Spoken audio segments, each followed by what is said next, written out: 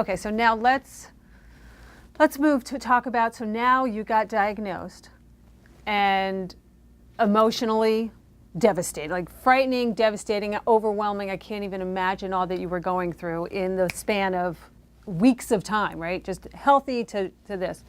So let's talk about talking to your husband, the family, your friends, just communicating all of that, because that's such a big deal and such a gift of your skills.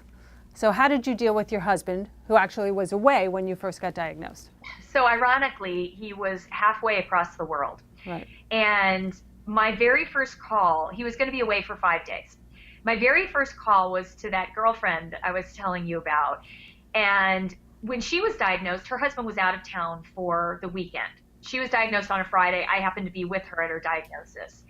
And she decided that she would wait until her husband got back because she thought this is really his last weekend of sort of peace and without worry. So she told him on Monday, and she said, Hollye, that I feel like was the only mistake that I made throughout my entire course of treatment, was not telling him right away.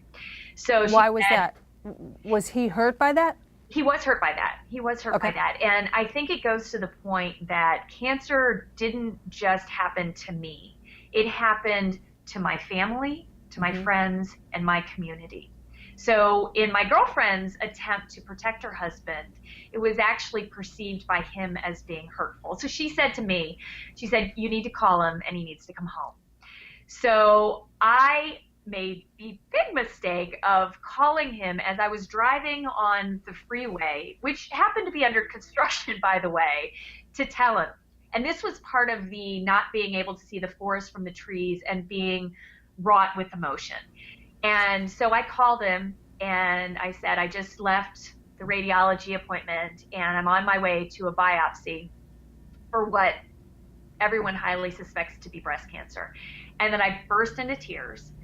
And I'm driving, right? And I can't even imagine how poorly I was driving at the time. And, you know, one glimmer of hope was that I didn't crash and I didn't crash into anyone.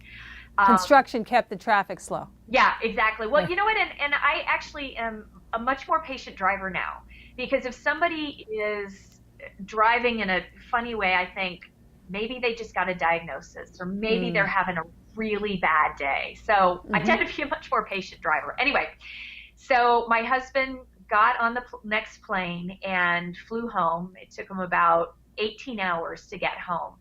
And when he came through the door, I remember feeling so incredibly relieved, as though I was now able to face what I was going to have to deal with.